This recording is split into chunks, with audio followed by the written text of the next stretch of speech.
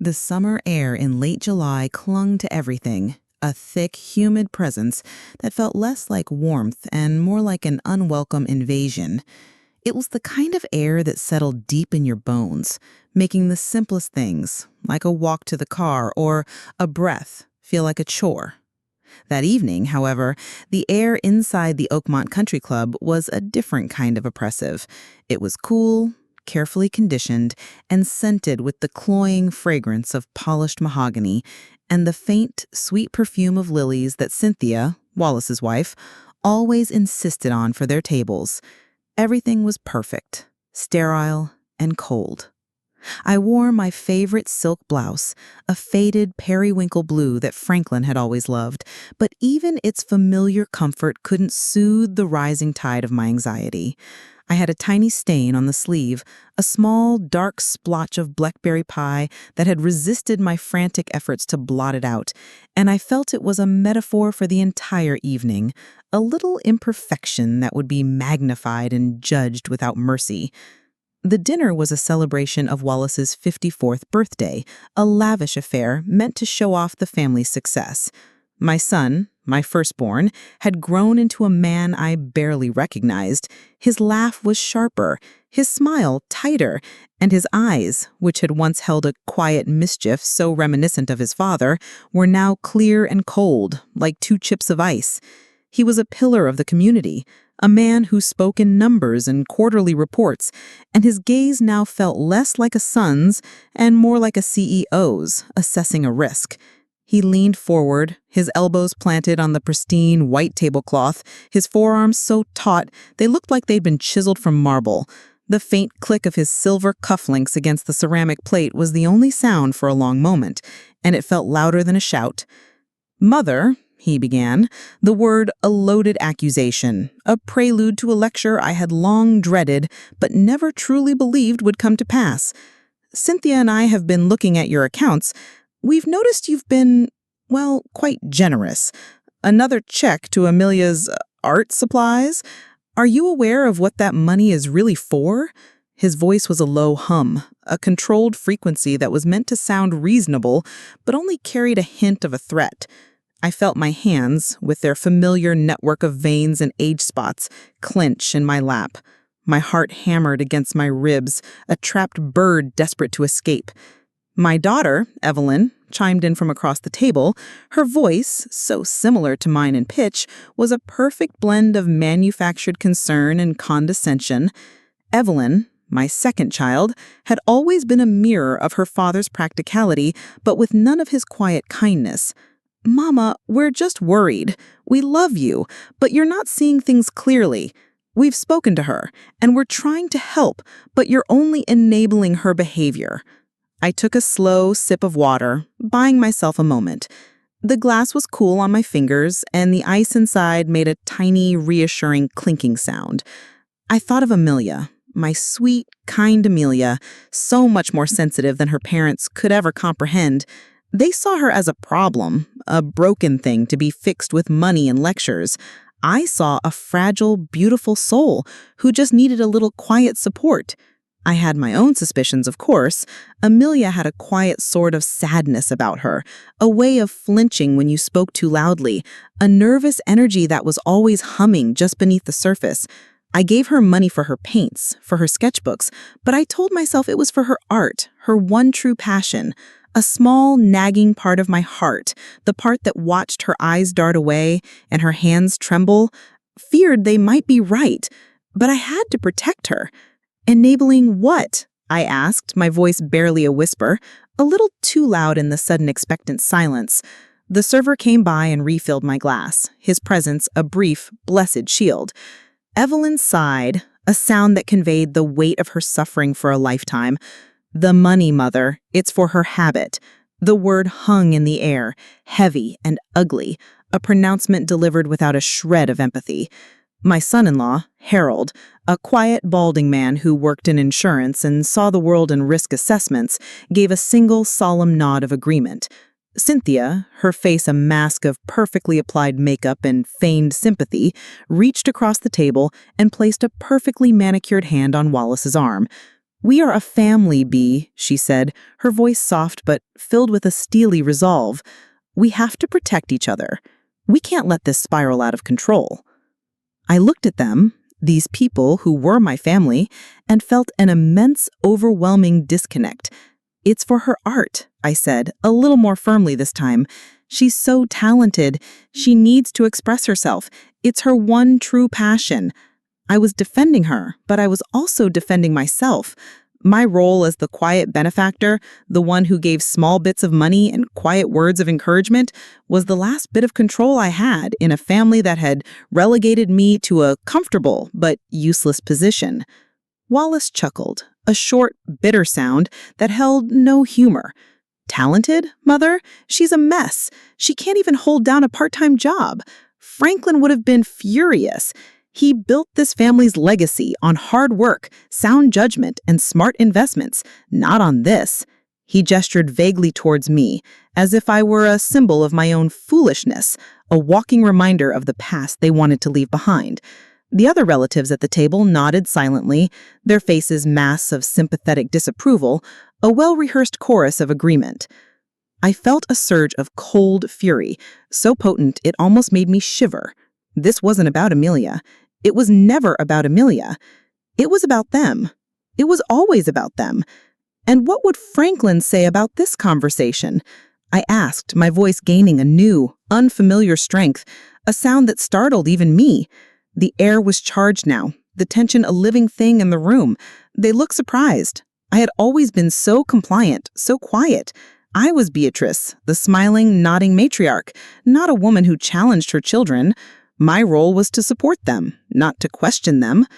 He would say we're doing the right thing, Bee, Evelyn said, using the casual nickname she reserved for her most serious lectures, her voice a low, condescending whisper. We're just showing her that our consequences. We have to cut her off, and we have to make sure you stop enabling her. For your own good, of course. She took a sip of her Chardonnay, her face a mask of long-suffering concern. I looked at her, and in a fleeting moment, I saw the little girl she used to be, the one who would run to me with scraped knees and teary eyes, a little girl who trusted me implicitly. Where had that little girl gone? I looked at my hands again, the hands that had cooked countless meals, mended torn clothes, and held so many of them through so many heartbreaks. They saw me as a relic, a soft, useless thing.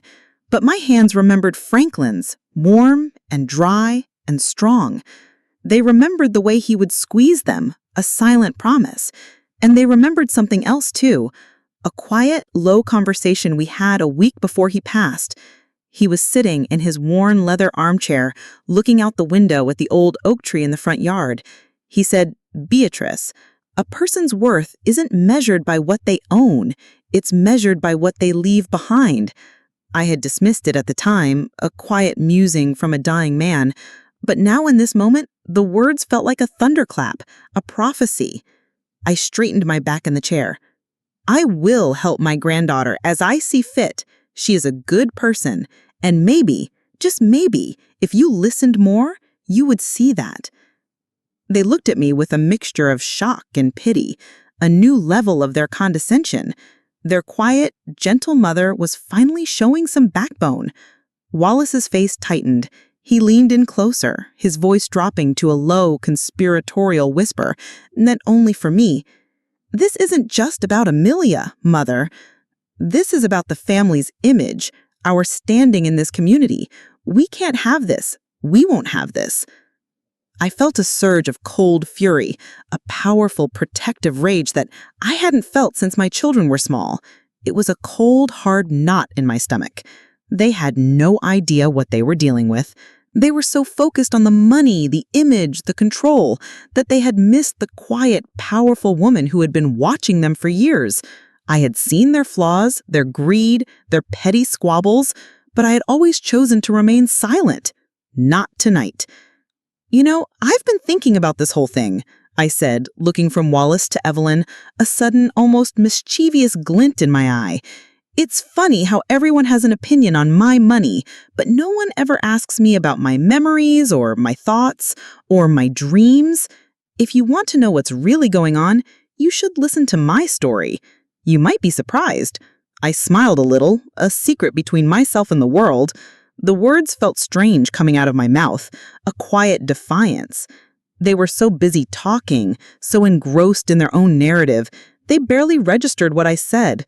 But I did, and I knew that my quiet life of serving and smiling was over.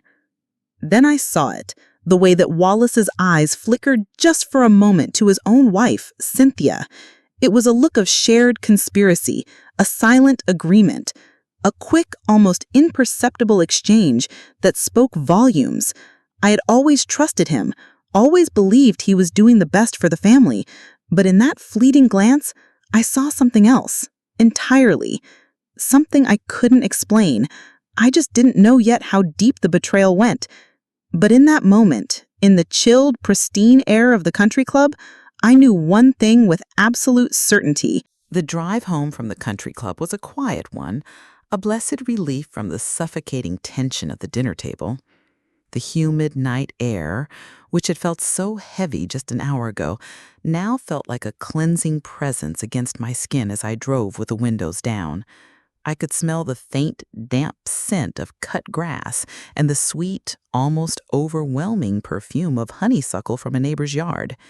I felt a profound sense of isolation, a chasm that had opened between me and my children. They were strangers to me in that moment, their voices and gestures a performance I was only now beginning to see through. I had spent so many years in the role of the quiet, accommodating mother, the one who mediated disputes and smoothed over arguments, that I had become deaf to the undertones of their language. Now, every word, every look from that evening echoed with a new, chilling clarity. They hadn't been worried about Amelia. They had been worried about me. They had seen my quiet acts of generosity as a threat, a loose thread in the carefully woven tapestry of their lives that they needed to tie off before it unraveled the whole design. I pulled into my driveway, the familiar crunch of the gravel under the tires a small comfort. My house, a 2-story colonial with peeling paint on the porch railing and a well-loved rose bush by the front door, stood in the soft glow of the lamplight. It was a place full of memories, happy and painful. The front door had a familiar, friendly squeak that Franklin had never quite managed to fix, no matter how many times he tried. The scent of his pipe tobacco still clung to the curtains in the living room, a ghost of his presence that I had always found so comforting. But tonight it felt different. It felt like a reminder of his secrets. I walked through the silent house, running my hand over the worn-out back of the armchair he used to sit in. The leather was soft and cracked from years of use. My mind replayed the evening's conversation, the words habit and enabling, echoing, a taunt in the quiet stillness. They saw me as an obstacle, a foolish old woman with a purse full of cash and a heart full of naivete. They saw me through the lens of what they wanted to see, a problem to be managed. But I had known my granddaughter Amelia since the moment she was born, a tiny, fragile little thing with a shock of dark hair. She was my first grandchild. I remembered holding her, her little hand gripping my finger so tightly. The memory was so vivid I could almost feel it now. Her hand, so small, so trusting. She was a person, a beautiful, artistic, and sensitive girl, and they had reduced her to a label, a problem. My hands, with their familiar network of veins and age spots, clenched into fists. I was no longer a quiet, yielding matriarch. I was a tigress, and they had just threatened my cub. I felt a new kind of energy coursing through me, a quiet hum of defiance that I hadn't felt since my youth.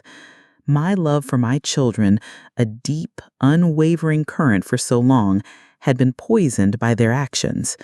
I felt a sharp, bitter anger that mingled with a profound sense of shame.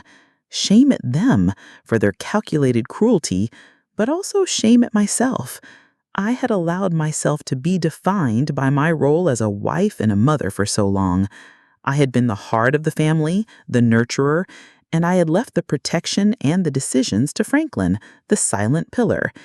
I had always believed their logic, even a little, when they told me my help was enabling Amelia. But now, with the sting of their words still fresh, I saw it for what it was, a narrative, a carefully constructed story they had built to justify their actions. I stood in the doorway of Franklin's study. The room was untouched since he died, frozen in time. The heavy scent of old books and leather filled the air.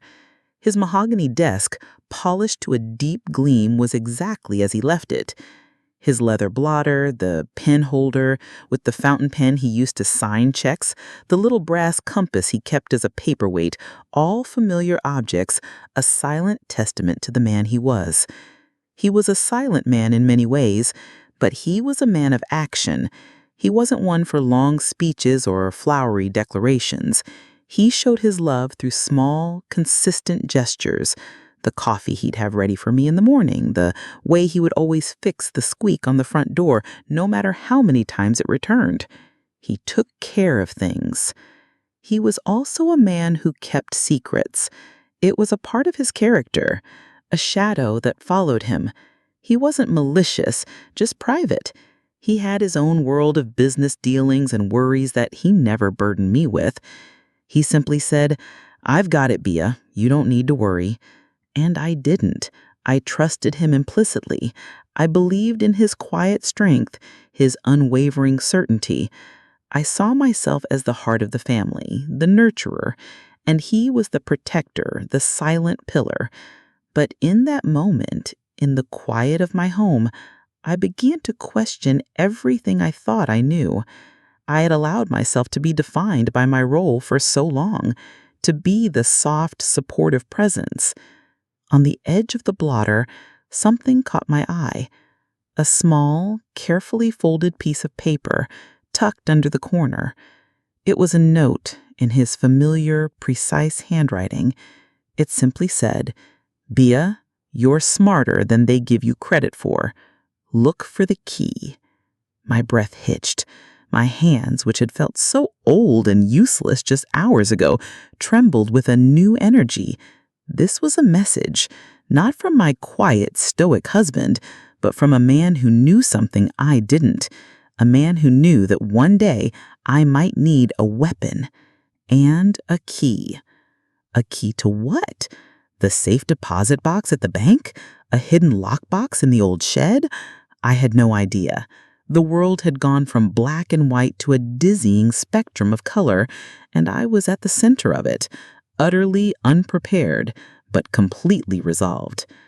I stood there, feeling like a character in a novel, a heroine in her own life story that was only just beginning. The memories of Franklin, once a gentle balm, now felt like a series of clues. His silence, once a symbol of his strength, now felt like a profound distance I had never known existed. He had carried a weight I had no idea about. All the assumptions I had made about my life, about my husband's life, were about to be shattered. I had to uncover the truth, not just for Amelia's sake, but for my own. My world as I knew it had just become a mystery, and I was at the center of it. And I suddenly felt like a detective, not a grandmother.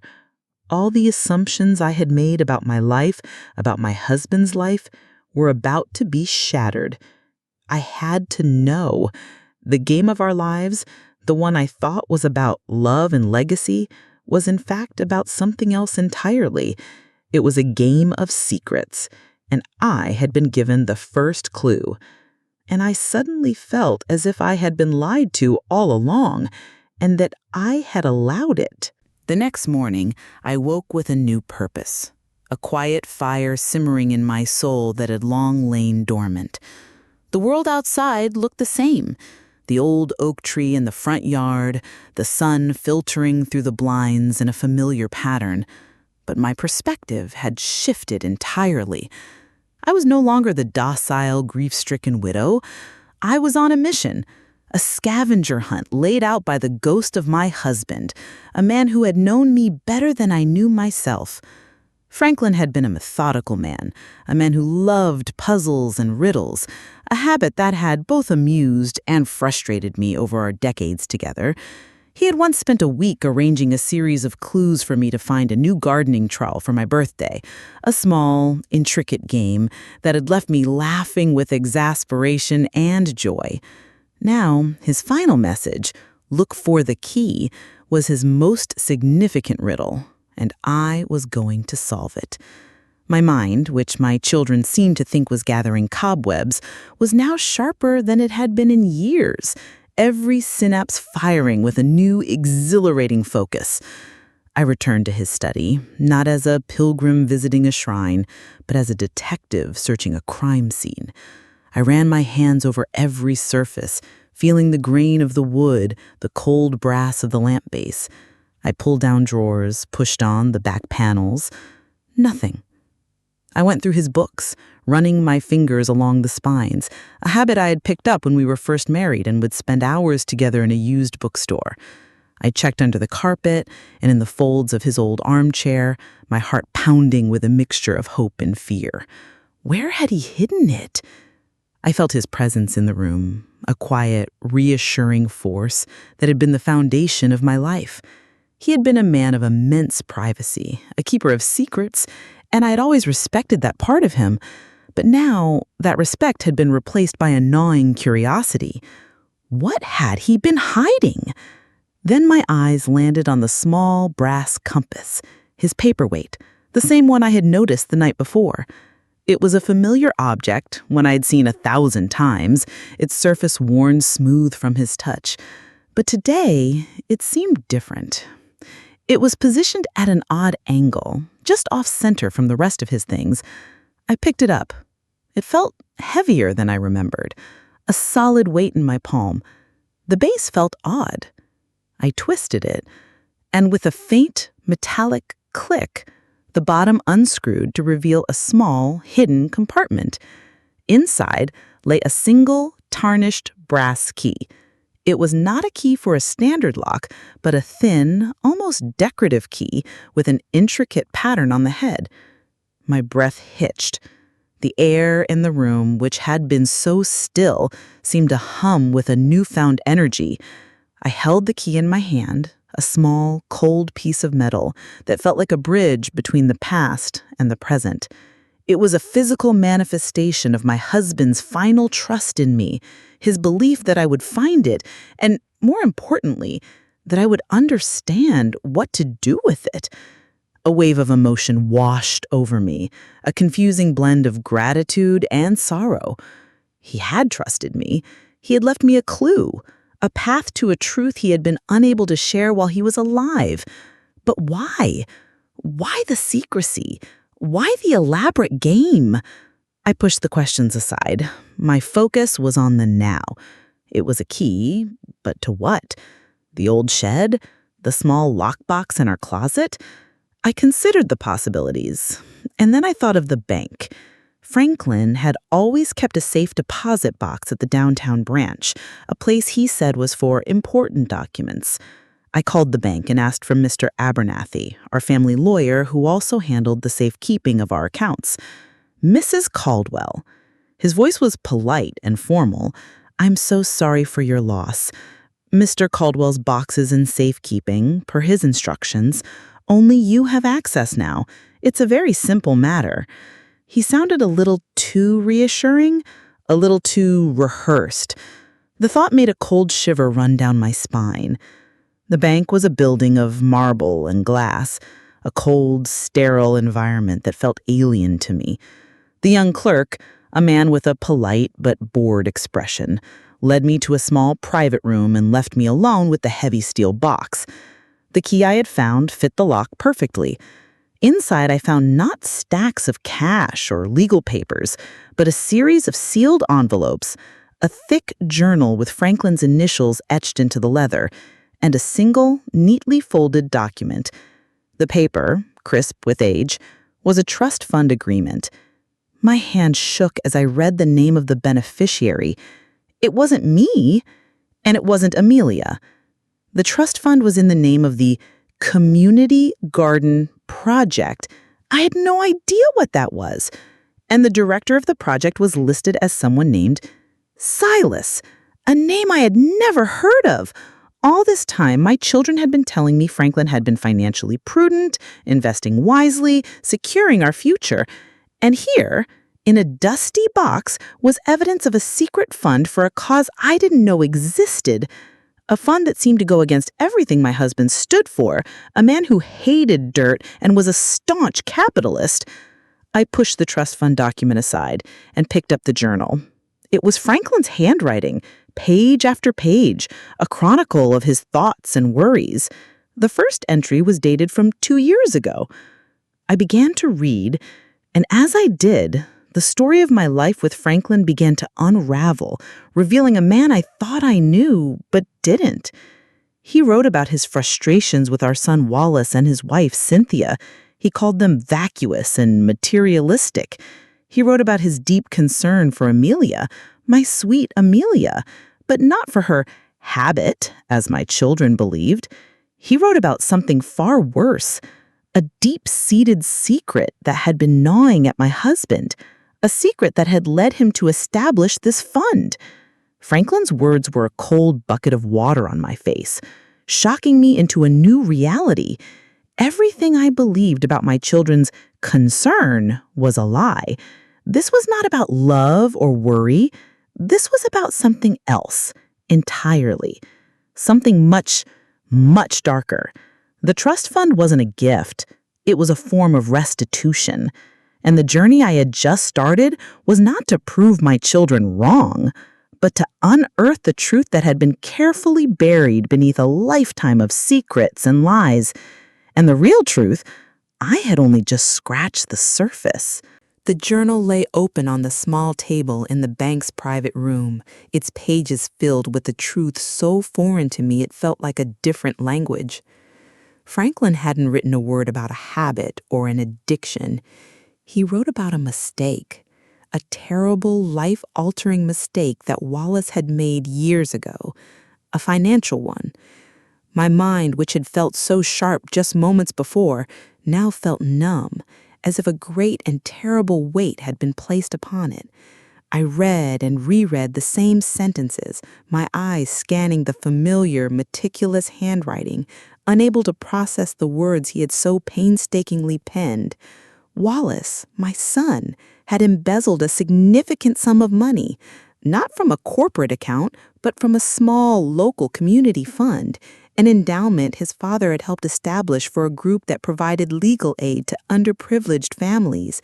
The money had been intended for people who had nothing, for children who needed a voice. My son had taken it. The sheer, cold audacity of it stole the air from my lungs. Franklin's journal recounted how Wallace, in his desperate, reckless attempt to climb the corporate ladder, had gambled the money on a sure-thing stock tick that had gone horribly wrong. He had promised his father he would pay it back little by little, but he never did. He just pushed the problem away, creating a web of lies to cover his tracks. The journal mentioned his complicity with his wife, Cynthia, and her father, who was an accountant and had helped him create a false trail in the company's financial records. It was a conspiracy, a deliberate and calculated act of deception. This was the dark family issue Franklin was trying to fix, and he had enlisted a man named Silas, a trusted friend, and the director of the legal aid organization to help him pay it back in secret. The trust fund was intended to cover the remaining debt, the final act of restitution for a crime committed by his own son. I felt a profound, bone-deep betrayal, so deep it felt physical. Not from Franklin, but from my own flesh and blood. My mind was a whirlwind of images. Wallace's condescending smirk at dinner, Evelyn's feigned concern, Cynthia's sympathetic hand on Wallace's arm. All of it was a performance. They had created a narrative about a problem and a wasteful grandmother just to keep me from getting too close to the truth. They had used their own daughter's struggles to manipulate me. The cruelty of it was breathtaking. It was a classic misdirection, a conjurer's trick on a grand scale. The stage had been set, the props were in place, and I, the supposedly harmless, naive matriarch, had been the perfect mark. The man I thought was a pillar of the community, my son Wallace, was in fact a thief and a fraud. The shame was a hot, bitter taste in my mouth, and it was quickly followed by a cold, hard anger.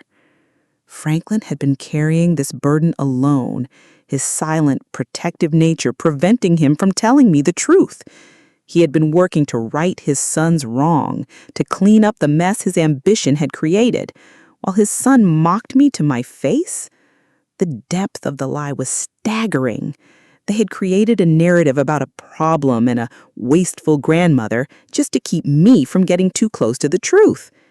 And the person they accused of having a habit, my sweet Amelia, was simply suffering from the fallout of their selfishness.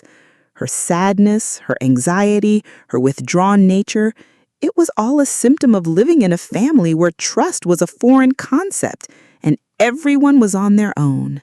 She was a victim of their lies, a casualty in a war she didn't even know she was fighting. I closed the journal, my hands trembling. I had to find Silas. I had to find out everything I could about this community garden project and about the legal aid fund. I had to fulfill Franklin's mission. But a new thought crept into my mind, a cold, sickening realization. My husband had hidden this from me. He had chosen to deal with it alone, to protect me from the truth. And in doing so, he had also prevented me from helping him, from being a partner in this crisis. I had been so focused on my son's betrayal that I hadn't considered my husband's betrayal. He had kept this secret from me for years. He thought he was protecting me, but he was also denying me my agency, my right to know. I had always been the trusted but uninformed partner, the quiet woman in the background. Was I partly to blame for this? Had my passive acceptance of that role, my contentment with being the soft heart of the family, made this possible? I stood there, lost in a sudden strange doubt. I had no idea what to do next. My choices, my very understanding of my family had just been turned upside down. This wasn't about simply teaching them a lesson anymore. It was about facing a truth I had hidden even from myself, my own role in the family's dynamic. All this time, I had seen my family's struggles through the lens of my love for them, my desire to be a good mother, to hold them together. I had seen Wallace's ambition as a sign of his father's strength, Evelyn's practicality as a sign of her independence, and Amelia's sensitivity as a sign of her artistic soul. I had created my own narrative, one that allowed me to be comfortable in my quiet role. And in doing so, I had missed the glaring, ugly truth. My self-image, the quiet, nurturing woman I believed myself to be, shattered. I wasn't just a victim, I was also a participant, a silent accomplice. I looked at the old leather-bound journal in my hands and felt a profound sense of foreboding.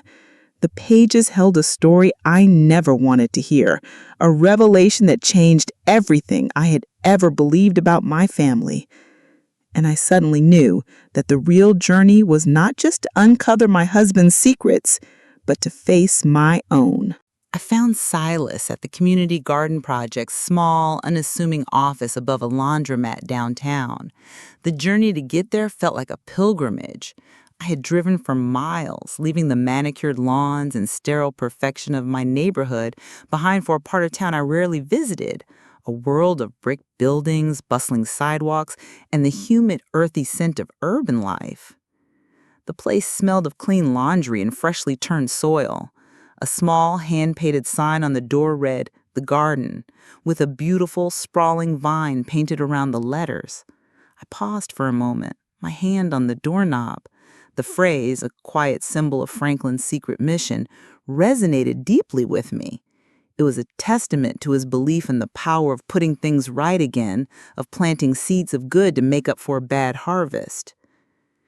Silas was a man with kind, worn hands and a face that told 1,000 stories without a single word.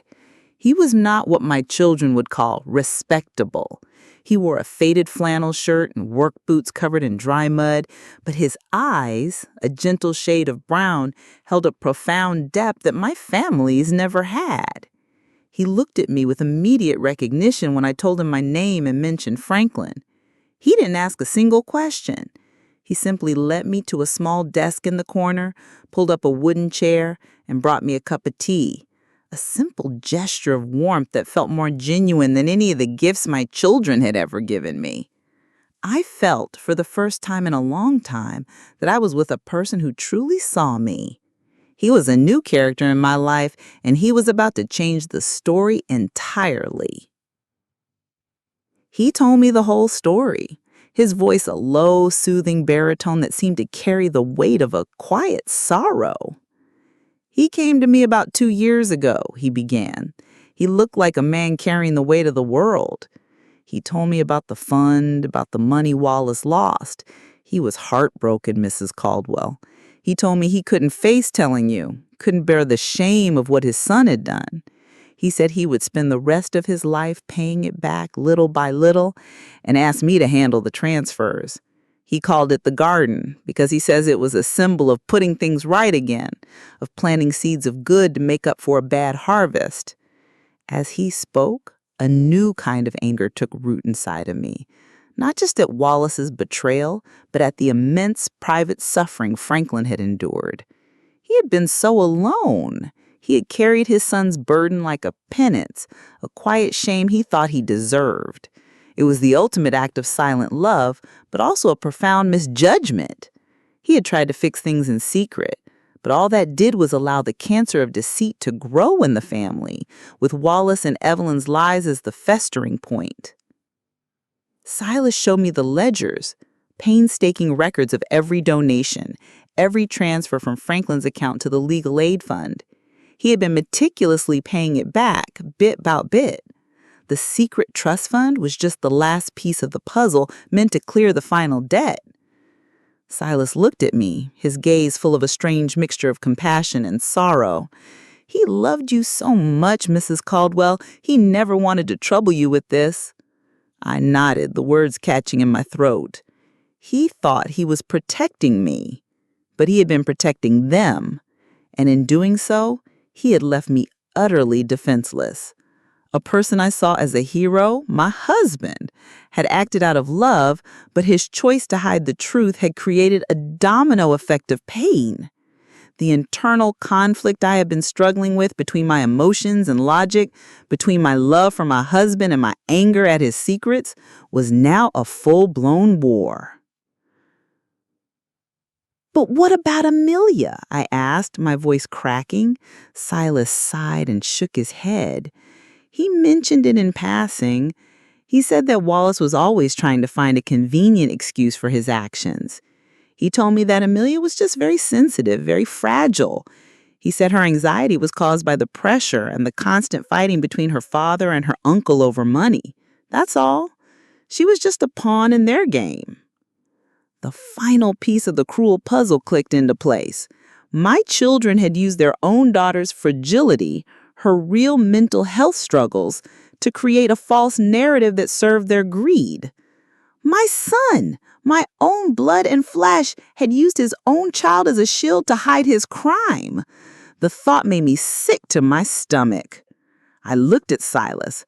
I wanted to scream, to cry, to lash out, but all I felt was a cold, hard resolve. I had to finish Franklin's work. I had to right this wrong, but not just by paying back the money.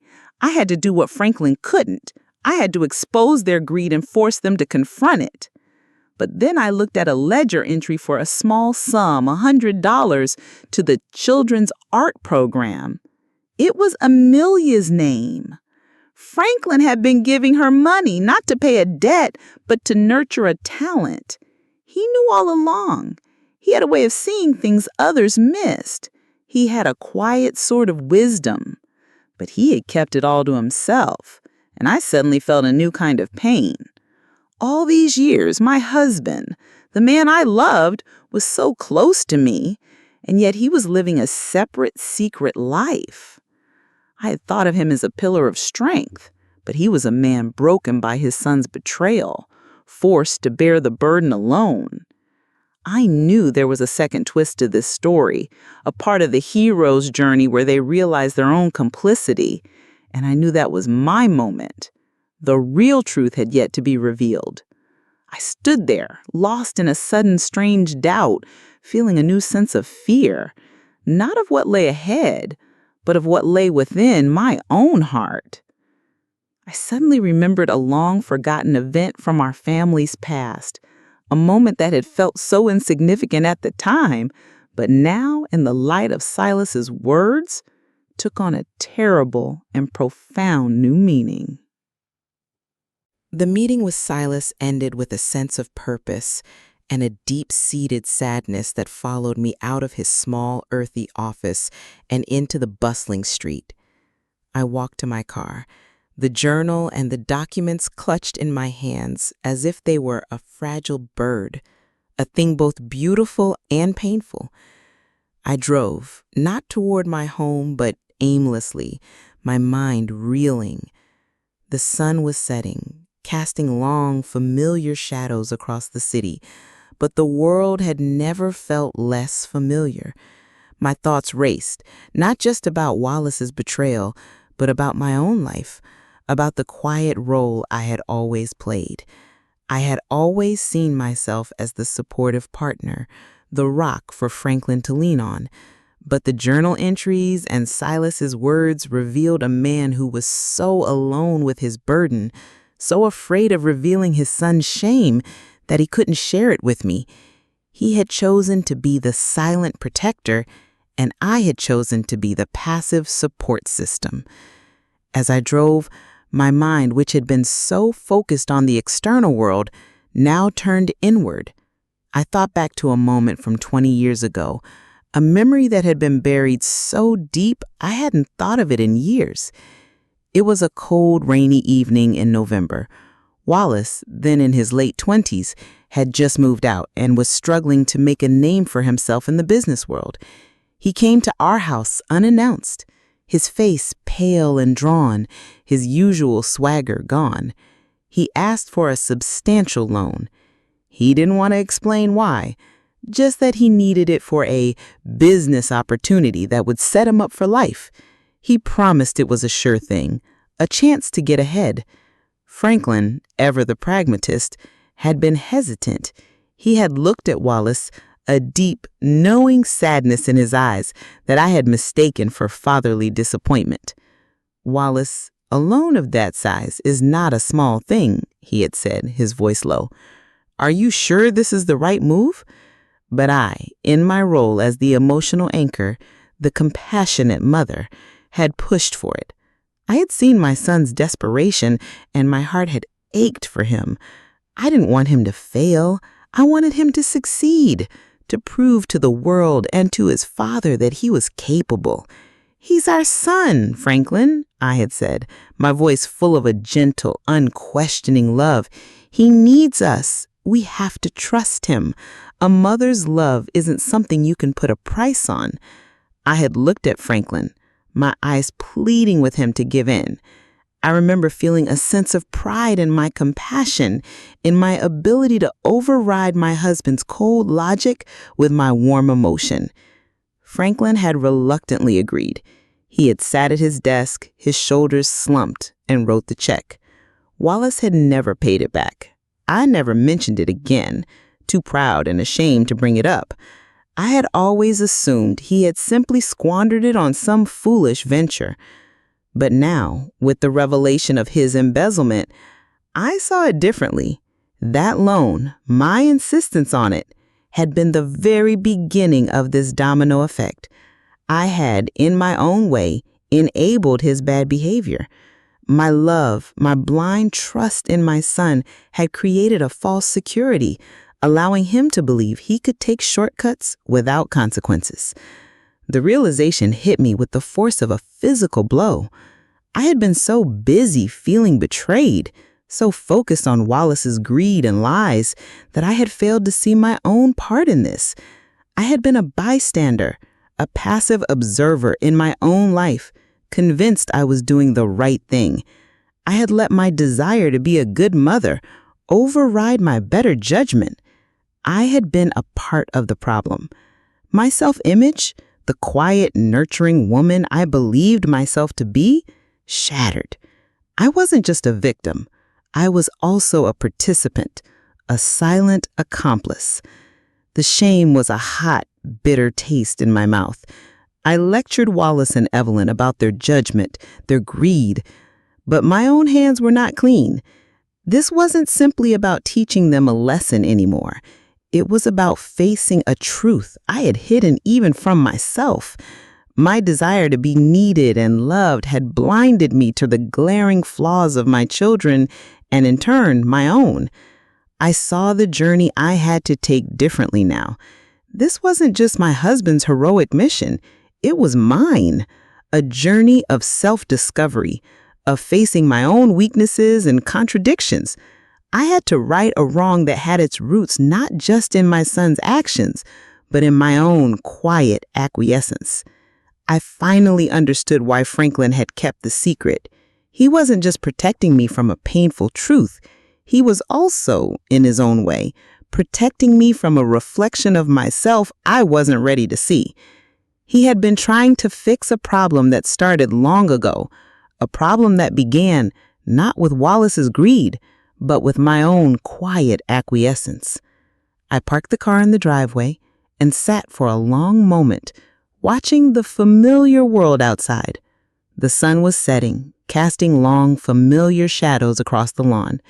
My house, my home, was no longer a sanctuary.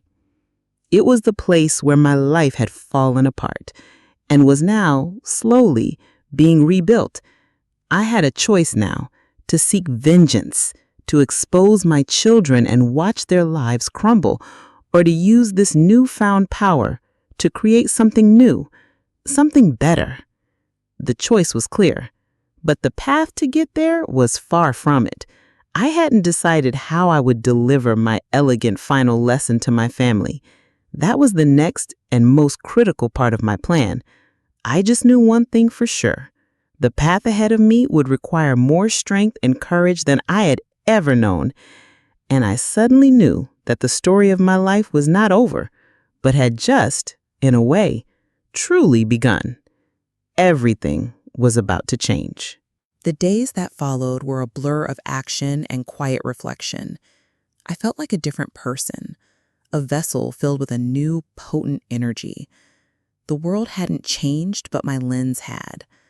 The scent of Franklin's pipe tobacco in the living room was no longer a symbol of his gentle presence, but a poignant reminder of his secrets, a heavy truth I was now prepared to carry.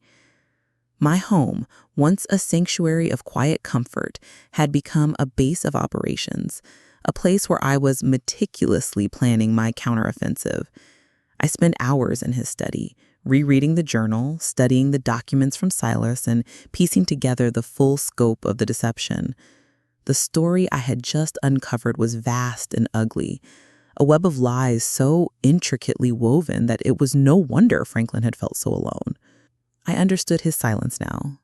He had been a man trying to fix an immense wrong without creating an even bigger catastrophe, but his way had failed. Now it was my turn. My first act was a quiet one, a gesture to a new ally. I called Amelia and simply asked if I could take her for a walk. We met at a local park, the kind with ancient oak trees and a small, lazy creek running through it. The late afternoon light filtered through the leaves, dappling the path with soft shadows. She was surprised. "Grandma, I'm okay, really," she said, her voice thin and wavering, her hands clasped nervously in front of her. I get a little lost sometimes. This whole thing with my dad, the fighting with Aunt Evelyn, it just makes me feel like I'm in the way, like a problem they have to solve." My heart ached for her. They hadn't just stolen money, they had stolen her sense of self-worth. I didn't tell her what I knew. Not yet. But I did tell her something that was profoundly true. "Amelia, you are not a problem. I said, my voice steady and firm. You are a person, and you are a kind, wonderful person, and you are the most talented person in this family. Her eyes filled with tears, and she hugged me tightly, her small body trembling. Thank you, Grandma. I needed to hear that. It was a simple, honest moment, a small island of truth in a sea of lies, and it solidified my resolve. My vengeance would not be on them, but for her. It would be a lesson in what a legacy truly meant. It would be my gift to her, a way of showing her that not all legacies are measured in dollars and cents. I then took the most significant step. I contacted Franklin's lawyer, a man named Mr. Abernathy, a friend from his club. He was a man of quiet authority, the keeper of secrets for the city's elite. He was surprised to hear from me. "Beatrice," he said, his voice a little strained, "I'm so sorry for your loss. I'm afraid I've already spoken with Wallace about the estate. Everything has been handled." I didn't miss the subtle hesitation in his voice, the way he sounded like a man who was reading from a script. "Has it, Mr. Abernathy?" I asked, my voice a quiet challenge. "Are you sure?" I told him I had found some documents, some very important documents that I needed him to see. He agreed to meet me at his office the next day. I showed him the trust fund agreement, the old ledgers from Silas, and the journal. He read it all in silence, his face growing paler with each page, the color draining from his cheeks as the full scope of the deception came into focus. When he finished, he looked at me, a mixture of shock and admiration on his face. "Beatrice, I had no idea," he stammered, his usual composure gone. "Wallace and his wife came to me. They painted a very different picture. They told me you were, losing things. They asked me to take over the financial management. They said it was for your own protection." My breath caught in my throat. They had tried to have me declared mentally unfit. It was a cold, calculated move, a final attempt to silence me and gain full control. The cruelty of it was stunning, a new layer of betrayal that made their previous actions seem almost mild in comparison. I felt a surge of cold fury, but it was quickly replaced by a new focused strength. "I'm not losing my mind, Mr. Abernathy," I said, my voice steady, my hands no longer trembling. "But I'm about to use it, and I need your help. Franklin's final wishes were to see this money used to right a wrong, and I intend to do exactly that." He agreed to help me. His respect for me, a woman he had long overlooked, was clearly evident in his eyes. He had seen the quiet woman who stood behind her husband. Now he saw the woman who was ready to stand for herself. I walked out of his office a different woman. I wasn't just a grandmother on a mission anymore. I was a force. The world had seen me as a quiet, unassuming woman for too long. They were about to see a side of me they never knew existed, and I couldn't wait to see their faces. I felt a sense of anticipation I hadn't known since I was a girl. I was taking control. The trap had been set for me, but I had turned it around, and the family had no idea that their carefully constructed narrative was about to be blown to pieces. The stage was set, and the curtain was about to rise. They had no idea what was about to hit them, and I, for the first time in my life, felt truly alive. I was no longer an actor in their play. I was the director, and I was writing a new, much more satisfying ending. The family's attempts to reconnect in the days following my visit to Mr. Abernathy's office were a masterclass in passive aggression and thinly veiled desperation. They were so convinced they had me cornered, so sure of their own superior logic, that they couldn't see the new fire in my eyes, the steel in my spine. They were still talking to the woman who used to be, but she was gone. Wallace would call, his voice dripping with false concern. "Mother, just checking on you," he'd say, the words a hollow echo of a son's love. "We were so worried after dinner the other night. You weren't yourself. You can trust us with your finances. It's for your own good, of course." He was a man who spoke in corporate slogans, even in his personal life. Evelyn would send me text messages with smiley faces, her words a barbed wire fence of insincere care. She talked about a family intervention that they thought I needed, a polite term for a coup. They were so busy building their own narrative that they couldn't see the one I was constructing, piece by meticulous piece. I played along for a little while, giving them just enough reassurance to make them feel safe. "Oh, Wallace," I'd say, my voice sweet as honey, a practice sound from a lifetime of keeping the peace. "You're so good to me. Of course I trust you." The lies tasted bitter on my tongue, but they were a necessary tool. I was building my bridge, not to them, but to my new self. I started to take care of myself in ways I hadn't in years. I went to the hairdresser and had my hair cut and styled, the familiar scent of salon products a new kind of luxury. I bought a new dress, a beautiful deep blue one that reminded me of the ocean, a color I had always loved but had been too afraid to wear. It was a small rebellion, a way of reclaiming my body and my spirit. I started walking in the evenings, feeling the cool air against my skin and the solid ground beneath my feet. It was a new kind of freedom, a quiet defiance that was all my own. I visited Silas again, my newfound confidant, and told him my plan. He listened intently, his quiet dignity a stark contrast to my children's loud self-righteousness. "I won't tell them everything," I said, my voice low and steady. "I won't reveal Wallace's full crime, not yet, but I will use the fund to teach them a lesson." He looked at me, a glimmer of understanding in his kind eyes. "Franklin would be proud, Beatrice," he said. "This isn't about vengeance. It's about dignity." His words resonated with me.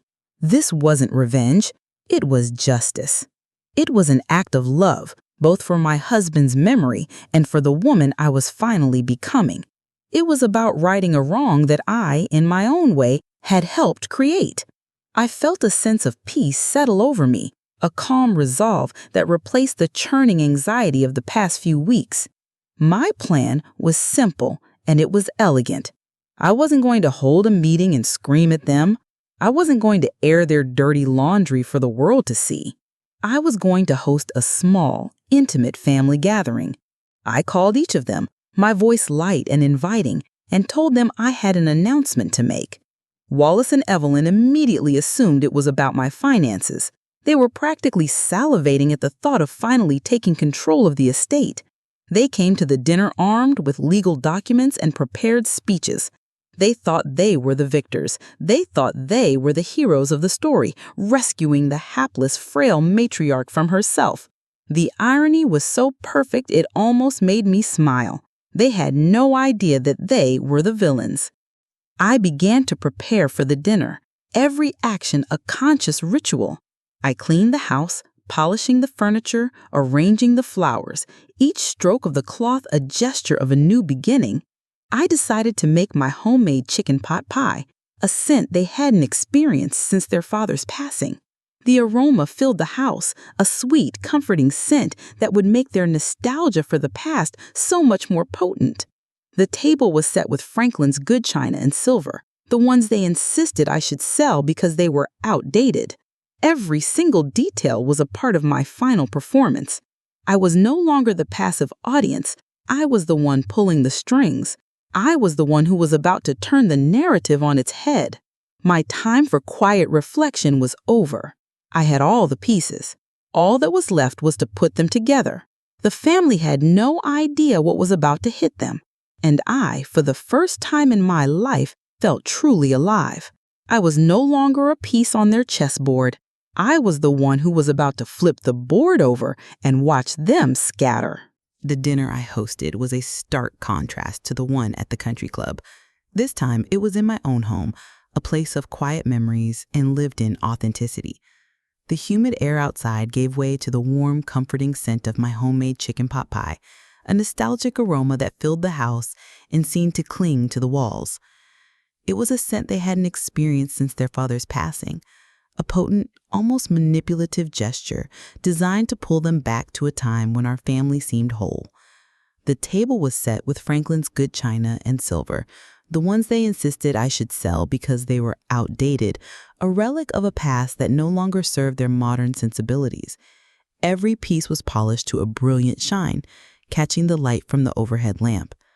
They arrived promptly, Wallace in his perfectly pressed suit, Evelyn in an expensive dress, both their spouses trailing behind them like silent extensions. Amelia was there too, sitting next to me, her hand resting on my arm, a subtle gesture of support that was more meaningful than any of their empty words. Wallace couldn't wait to get to the point. He tried to open the conversation with his usual condescending tone, a practiced performance of a loving son. "Mother, we really need to talk about your well-being. We've been looking at some options for a caregiver, for your own good, of course." He was holding a folder with papers. I knew what they were, the legal documents to give them power of attorney. They were ready for war, and they believed they were already victorious. I smiled, a slow, gentle smile that didn't reach my eyes. "Thank you, dear. I appreciate your concern, but I have something I need to show you first."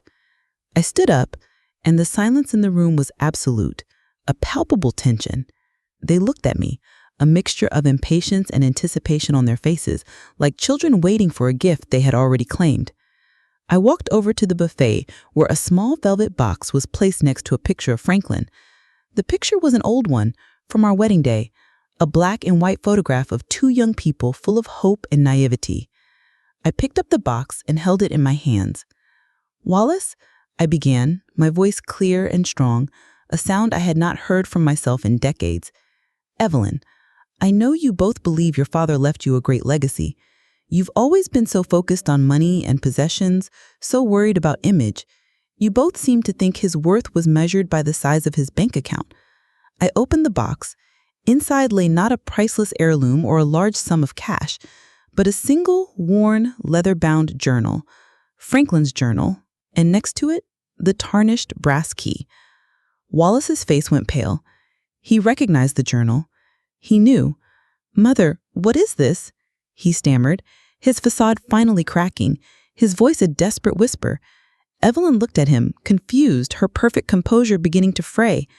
"I believe," I said, looking at Wallace, "it's a record of your father's final act, an act of grace, not for himself, but for a cause you both despised." I then explained, without going into specific details of his crime, that Franklin had left an inheritance, not a financial one for his children, but a legacy for his soul. I spoke of the community garden project, of the legal aid fund, of his quiet, noble mission to make things right. I was a narrator now, and they were the audience, trapped in their seats, forced to listen to a story they never wanted to hear. I looked at Wallace, and the guilt was a physical thing, a crushing weight in the room. Evelyn watched him, her eyes wide with dawning horror. She had been a co-conspirator in the lie, but not in the original crime. She was watching her world crumble, seeing the man she admired as a brother exposed as a fraud. She looked at me, her eyes pleading for a reason, an explanation. "This," I said, holding up the journal, "is the true inheritance your father left. It's not in a bank. It's in the quiet, noble work he did. He taught me that a person's worth isn't measured by what they own, but by what they leave behind. And he left behind a chance for me to make things right, to teach his children what a true legacy looks like. Your father was a good man. I know you both thought you were, too. But you were so focused on what you could take, you never stopped to think about what you could give." I felt a quiet triumph, a sense of justice that was more satisfying than any financial revenge. The family was in shock and with a face of bitter regret. My plan was just beginning. They had come to seize my power, but I had revealed a new one they couldn't touch, the power of truth and moral clarity. I had chosen to expose their greed not through financial ruin, but through the crushing weight of their own conscience. I had no intention of financially helping them. The secret was out, and it was a weapon. I had set a trap for them, and they had walked right into it, so blinded by their greed they couldn't see the woman who had been waiting for them all along, the quiet woman they had dismissed, and the lesson I was about to teach them was far more valuable than any sum of money. The final act was about to begin. They had no idea that the house, the inheritance, and the life they thought was theirs was about to disappear right before their very eyes. The silence in the room was deafening, a thick, palpable weight that seemed to press down on every piece of polished silver and fine china. Wallace stood frozen, his face a mask of bitter defeat and disbelief. The man who had always been in perfect control was now a study in profound, gut-wrenching shock. Evelyn, my daughter, just stared at me, her eyes wide with a dawning horror that slowly turned to simmering fury. They had come to seize my power, but I had revealed a new one they couldn't touch, the power of truth and moral clarity.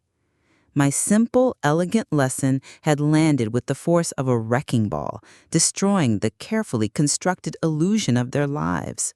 I had given them the rope of my silence, and they had, in their greed, used it to hang themselves. Wallace was the first to speak, his voice a hoarse whisper. "Mother, what is this? What are you talking about? The trust fund. It's just a small part of the estate. The rest, the house, the rest of the accounts." He couldn't finish the thought.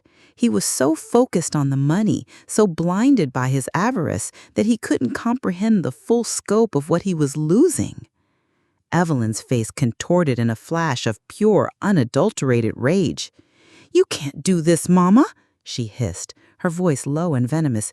"This is our legacy, our inheritance. You can't just give it all away for some gardening project." She had still missed the point entirely. I felt a quiet triumph, a sense of justice that was more satisfying than any financial revenge. I looked at Wallace, and for the first time in years, I saw not the powerful, successful man he pretended to be, but the scared, greedy boy who had made a terrible mistake and spent a lifetime running from it. He had paid for it in guilt, but he had never learned his lesson. And my husband, in his misguided love, had tried to shield him from the consequences. I had allowed myself to be part of the charade, but no more. "This," I said, my voice softer now, almost a whisper, "is all I have to say. The rest is for you to figure out. I've already done what I needed to do." I had revealed enough to show them the depth of their father's disappointment in them, the true reason for his silent suffering. I had exposed their greed not with financial ruin, but with the crushing weight of their own conscience. The prompt specified that the resolution should be unexpectedly soft, didactic, and touch upon the protagonist's newfound power, which she uses not for personal gain, but to teach a lesson and help a noble cause. The family would be left in complete shock and with bitter regret, and that's precisely what was happening. My children had been given a chance to be good people, and they had chosen greed, and now they had to live with the consequences of that choice. My final act was not to financially help them out. Franklin had told me to use the money for good, to right a wrong, and I was going to do exactly that. The next day, I had Mr. Abernathy contact a lawyer to arrange for the full sum of the trust fund to be transferred to the local legal aid fund and the community garden project. I also ensured that a new endowment was set up in Franklin's name for Amelia's art school scholarship. I wasn't giving my family a single cent of my own money. They had been so focused on the inheritance from their father that they hadn't considered the inheritance from their mother. I was going to teach them what true value was. Evelyn eventually called me, not to apologize, but to ask me a question that showed she still didn't get it. "Mama," she said, her voice thin, "what were you going to do with the house?" I smiled to myself. I had already decided. I would sell the house, the physical manifestation of all their greed and my silence, and use the money to set up a foundation for Amelia's art to help other young artists find their voice. I wasn't going to live there anymore. I was going to travel. I was going to live. I never told them what Franklin's last words to me were. I never told them that he told me to find the truth and plant a new garden. He wasn't talking about flowers. He was talking about a new life, and I was finally ready to start living it. I looked at the old photo of Franklin and me on our wedding day, full of hope and naivety. We had come full circle, from a place of blind trust to a place of bitter wisdom. But in the end, we had both found our true selves and a true legacy. And that, more than anything, was a triumph. The final scene of our family story had reached its bittersweet conclusion, leaving a warm aftertaste and a lesson that would resonate with an older audience. The final unspoken truth was that they had not only lost their inheritance, they had lost me.